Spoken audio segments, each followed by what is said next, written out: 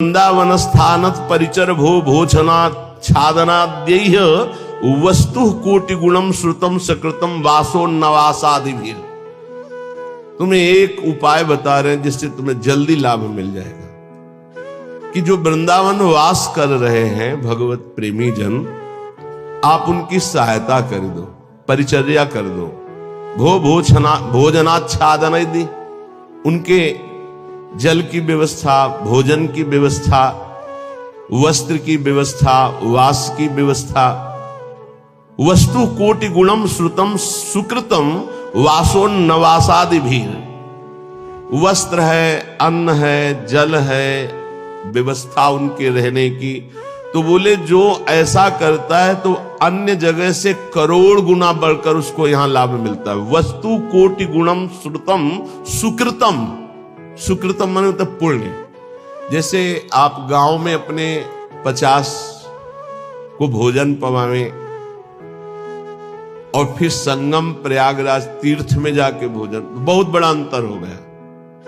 फिर काशीपुरी में, द्वारिकापुरी में, अयोध्यापुरी में, मथुरापुरी में, कांचीपुरी में, अवंतिकापुरी में, इनमें पवाएं तो उससे भी बहुत बड़ा अंतर पड़ा, बड़ा लाभ मिलेगा। लेकिन श्रीधाम वृंदावन में यदि वास करने वाले जन हैं, उनको भोजन है, वस्त्र है, उनके वास की व्यवस्था है, तो वस्तु कोटि गुणम श्रुतम सुकृतम वासोन्नवासादिभिर परिचर भोजनाच्छादनाद्यैः, उनकी परिचर्या, उनकी सेवा, भोजन है, जल है, वस्त्र है, आदि आदि जो उनकी वास में सुविधा देता है, बोले करोड़ गुना उसको लाभ हम प्राप्त होता है। वस्तु कोटि गुणम, 1 रुपये का करोड़ रुपया। ये किसको? जो अपनी वस्तु दान करता है। दूसरी बात, जो ये मान के कि प्रिया प्रीतम प्रभु की दी हुई वस्तु प्रभु के जनों में लग रही तो उसे भगवत प्रेम प्राप्त होता है, उसकी नाम में रुचि हो जाएगी, उसकी प्रिया प्रीतम के ध्यान में रुचि हो जाएगी, उसकी भगवत चर्चा सुनने में रुचि हो जाएगी। वस्तु वही दी, फल 2 हो गए।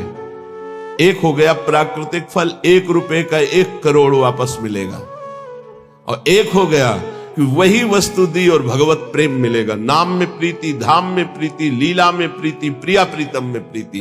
पर एक अपना मान करके अर्पित करता है कि ये मेरी संपत्ति मैं दान कर रहा हूं, तो उसे करोड़ गुना बढ़कर मिलेगा। और एक तो दियम वस्तु गोविंदम तुभ्यमेव समर्पये, हे प्रभु आपकी दी हुई वस्तु आपको समर्पित कर रहा हूं। इससे उसे भगवत आराधना में रुचि प्रकट हो जाएगी, जो अत्यंत दुर्लभ बात है।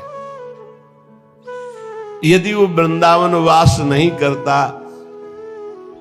और वो वृंदावन वास की व्यवस्था करता है, वृंदावन वासियों की जो विरक्त भाव से वास कर रहे हैं, जिनके जीवन का उद्देश्य प्रिया प्रीतम है, उनके वास की व्यवस्था में कुछ सहयोग करता है, तो बोले तीर्थे वासी तुम स्वयं ही तरति दो सा यत तारेत,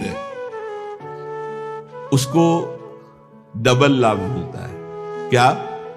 वो स्वयं तरता है, अपने परिवार को भी तार देता है। वृंदावन वास नहीं हो पा रहा तो भी उसे वास करने वाले से बढ़कर लाभ मिल रहा है, क्योंकि वास करने वालों की व्यवस्था कर रहा है वो। पर देखो 2 प्रकार का लाभ होता है, एक होता है लौकिक लाभ, एक होता है पारलौकिक लाभ। यदि आपने पारलौकिक लाभ का संकल्प करके संतों की सेवा शुरू की है तो खेल कुछ और होगा, जिसे तुम पहले समझ लो। और अगर लौकिक लाभ के लिए शुरू किया है तो खेल कुछ और होगा, उसको पहले समझ लो। एक पूज्यपाद उड़िया बाबा जी के निज जन हमें 25 वर्ष पहले मिले थे, महाराष्ट्र के थे वो, बाबा से संबंध, परिक्रमा में मिले, बड़ा आनंद मिला क्योंकि अपने प्राण प्रिय बाबा के जन थे। तो उन्होंने घटना सुनाई चलते चलते, पानी घाट से लेकर चामुंडा मोड़ तक चर्चा ये चली थी। तो उनका बड़ा दिव्य धाम है, यहां के वासियों की सेवा का बड़ा दिव्य फल है। वो प्रसंग वशात याद आ रही, सत्संग में 1-2 बार सुनाया, पकड़ पाओगे तो याद आ जाएगा। तो एक बड़े धनी मानी दिल्ली के जन थे, घटना थी, फैक्ट्रियां थी, खूब धन, अकेला लड़का सब। उनको कहीं संतों के संग से बात लाभ की सुनने को मिली कि वृंदावन के विरक्त रसिकों का अगर सेवन किया जाए, सेवा की जाए, परिचर्या की जाए तो बहुत जल्दी लाभ मिलता है। तो उन्होंने प्रार्थना की वृंदावन में आकर कि कैसे सेवा की जाती मुझे तो पता ही नहीं। तो उनका संतों को निमंत्रण दो और सुंदर भोग पवाओ और उनको वस्त्र है, भेंट है, जो उनका आप कर सके, फल फूल। अच्छा ऐसा। तो उन्होंने पूछा कि आप चाहते क्या हो? तो उनका भगवान की प्राप्ति। बोले होश में बात करना, आप जो बात कर रहे हो बहुत बड़ी बात है, पीछे मत हटना। तो उनका प्राणों की बाजी लगाकर भाई इस बात की पूर्ति के लिए हम तैयार है कि मुझे भगवान चाहिए। तय करो साधु सेवा और तुम्हें भगवान मिलेंगे पक्का। अब वो वृंदावन के प्रेमी जनों की सेवा करते, 100-500 संतों को निमंत्रण देते, सब पवाते। धीरे धीरे इतना संतों से प्रेम हो गया कि प्रार्थना की कि दिल्ली में हमारे घर को पावन करो। तो प्रति महीने बस लाते, 2 बस, उनमें संतों को बैठालते, बहुत उत्सव मना करके वहां ले जाते, पवाते, अच्छी भेंट, कपड़ा लता, फिर उनको यहां छोड़ने आते। ऐसा चलने लगा। वृंदावन में तो सेवा करते ही, खूब धन था, वो अपने घर भी ले जाते। एक दिन यही रमण रेती में बस खड़ी थी, ये घटना कोई कथा नहीं, यही रमण रेती में बस खड़ी थी। एक विरक्त संत जो कभी वृंदावन से बाहर ही नहीं जाते थे, कभी निमंत्रण में किसी के नहीं जाते थे, भिक्षावृत्ति से जीते, वो जाके बैठ गए। तो जब सब संतों ने देखा, कहा बाबा तुम्हें पता है ये दिल्ली जाएगी बस और वहां निमंत्रण हो। कुछ नहीं बोले, बैठे थे। सबने सेठ से कहा तुम्हारी साधु सेवा सफल हुई।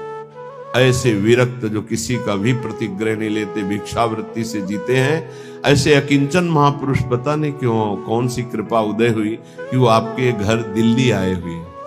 वो बैठे पंगत में, पाए, और जब वो सामने भेंट देने आए तो बोले ये भेंट लेने नहीं आया हूं, तुझे लेने आया हूं, चल वृंदावन। उनका बाबा मैं तो वृंदावन जाता ही रहता हूं। और वो बस चल वृंदावन, चल वृंदावन। तो बाबा तो वृंदावन जाता ही रहता हूं, अभी चल सकता हूं आपके साथ, बस वो और उत्तर नहीं, चल वृंदावन। अब संतों की एक अलग भाषा होती है, उसे समझना कठिन। भेंट नहीं ली, चल वृंदावन। सबको भेंट दी, फिर सब बैठे, विदा हुए, आए। उसी दिन एक्सीडेंट हुआ और उनका पुत्र राधे श्याम। अब हाहाकार मच गया, क्योंकि वही उनके ऐश्वर्य का अधिकारी था। भारी अंदर उच्चाटन पैदा हुआ, कुछ अच्छा न लगने लगा। साधु सेवा, भगवत भाव सब पानी में। बड़ा निष्ठा रखना मुश्किल है। जब ये खबर वृंदावन आई तो वही संत गए जो हमें चर्चा सुना, और जाकर उनसे कहा कि ए भाई, वो ऐसे नहीं आए थे, वो जो विरक्त आए थे, वो आपको भगवान की प्राप्ति कराने आए थे। चलो वृंदावन, आप अश्रद्धा मत करो, ये आपके लिए बहुत बड़ा योग बना है, तुम्हारा पुत्र भगवत प्राप्त हो गया है। शरीर पूर्व प्रारब्ध कर्म के अनुसार एक्सीडेंट से छूटा, पर वो भगवत प्राप्त हुआ।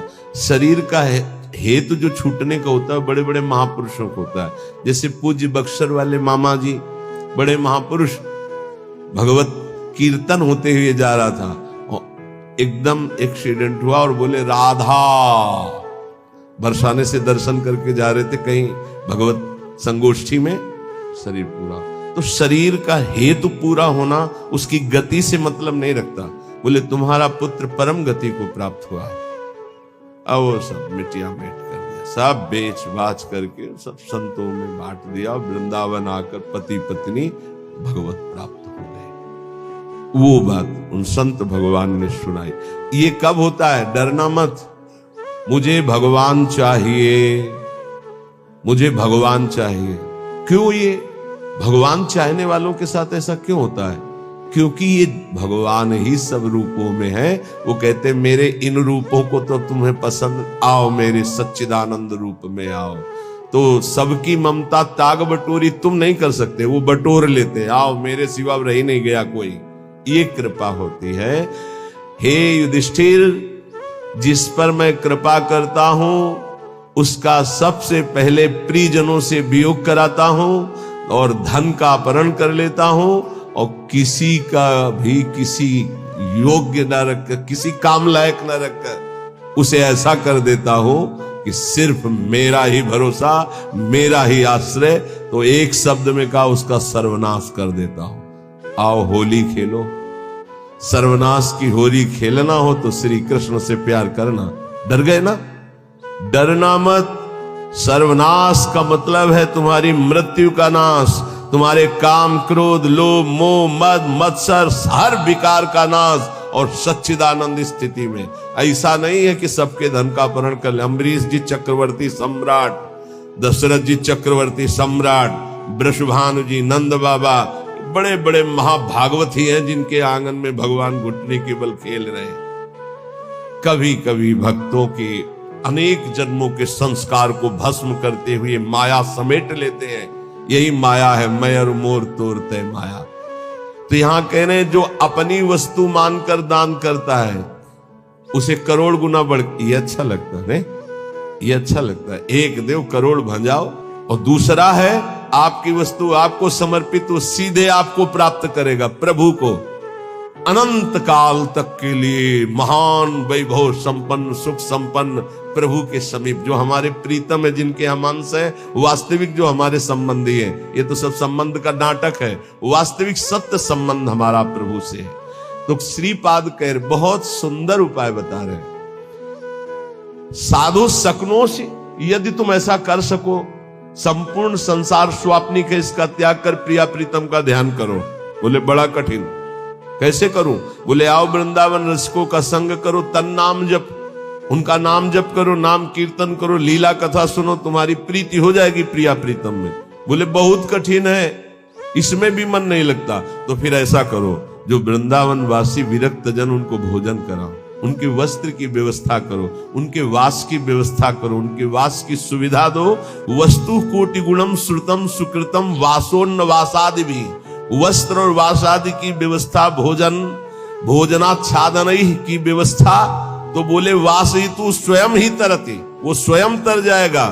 और दो तवस यत तारेत, और दो को तार देगा, आगे की पीढ़ी और पीछे की पीढ़ी, उनको भी तार देगा।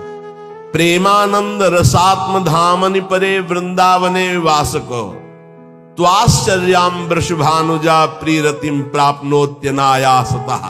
अनायास उसे प्रिया प्रीतम के चरणों में प्रीति प्राप्त हो जाएगी, जो वृंदावन वासियों से प्रीति करते हैं। पूज्य श्री मथुरा दास जी के वचन, बहुत बड़े महापुरुष थे। वो कहते थे कि ए जी, हम तुमको एक गुप्त बात बताएं, तुम किसी वृंदावन वासी से ऐसा प्रेम कर लो कि वो तुम्हारी याद करे। वो भगत नहीं आया, बस जान लो कि प्रिया प्रीतम जरूर तुम पर रीझ जाएंगे, कोई यहां का वासी तुम्हारी याद कर ले। अब ऐसे नहीं कि हमारी याद कर लेना, ऐसे आचरण करो कि वो तुम्हारी याद करे, ऐसी प्रियता बढ़ाओ कि वो तुम्हें अपना कहे।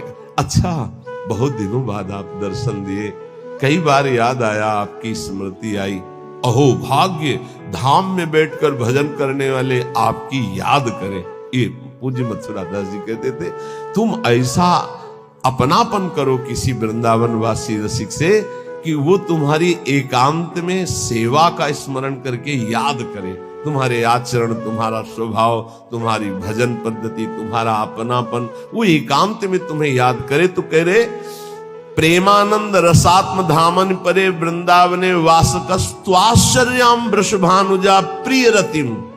आश्चर्य की बात, प्रियाजू के चरणों में प्रेम प्राप्त हो जाएगा इन वृंदावन वासियों की सेवा से। और कहते प्राप्नोत्य अनायासता, इसके लिए तुम्हें कोई साधना नहीं करनी पड़ेगी, अनायास प्रेम की प्राप्ति हो जाएगी। निष्किंचनान कृष्ण रसे निमग्नान महानिरीहान जनसंग भीतान। पर सेवक जो निष्किंचन है, अकिंचन, जो प्रियालाल के अनुराग में रंगे हुए हैं, उन्हीं को निष्किंचन कहा गया है। प्रियालाल के सिवा जिनका कोई नहीं है। ऐसे कृष्ण रसे निमग्नान, जो प्रिया प्रीतम के प्रेम रस में निमग्न है, ऐसे की सेवा से प्रिया प्रीतम का प्रेम रस प्राप्त होता है। ध्यान रखो, छल कपट का भी बहुत राज्य है। यही पास में ही राजा था कंस, कहीं दूर नहीं था। तो अगर कृष्ण की नगरी है तो पास में कंस की भी नगरी है, उसका भी प्रभाव होता है। जैसे आपने 100 रुपया दिया और उस 100 रुपये का किसी ने मदिरा पान किया, जिसको दिया, अब वो आपकी सुकृत नष्ट हो जाएंगे। बहुत धन देने के लिए पात्रता की अत्यंत आवश्यकता है। बिना पात्र के धन मत दीजिएगा। भोजन के लिए पात्र और वस्त्र के लिए, इसके लिए नहीं सोचना। जैसे कोई ठंडी में कांप रहा है तो पात्रता नहीं देख रही।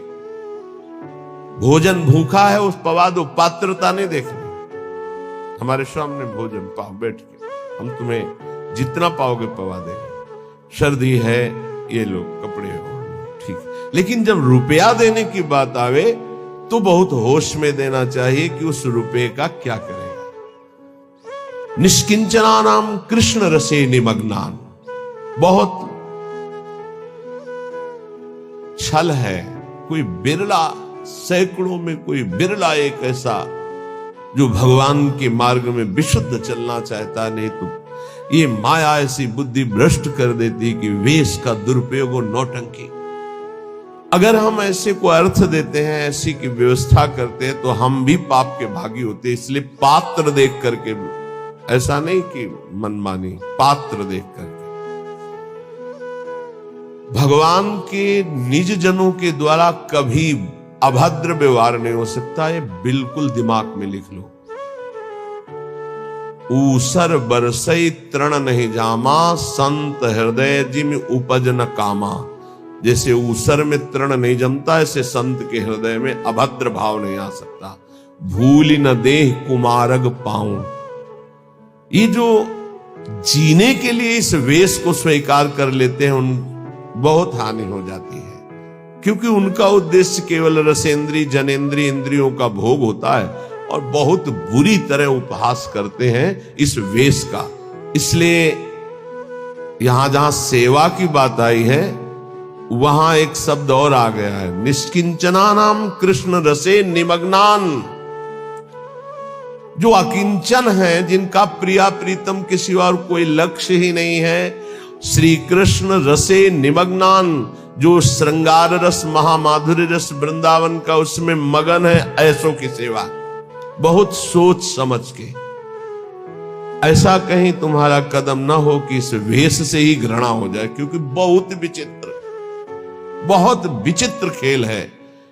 यहां समझ पाना बड़ा मुश्किल, बड़े बड़े धोखे में हो जाते हैं। दर्शन भक्त अनूप और रूप न शोभित प्रीति बिनु, और भरम भटकत भूप श्री हरिवंश कृपा बिना। सेवक जी कह रहे ऐसा स्वरूप है दर्शन का बाहरी, महापुरुषों के वचनों पर स्थित।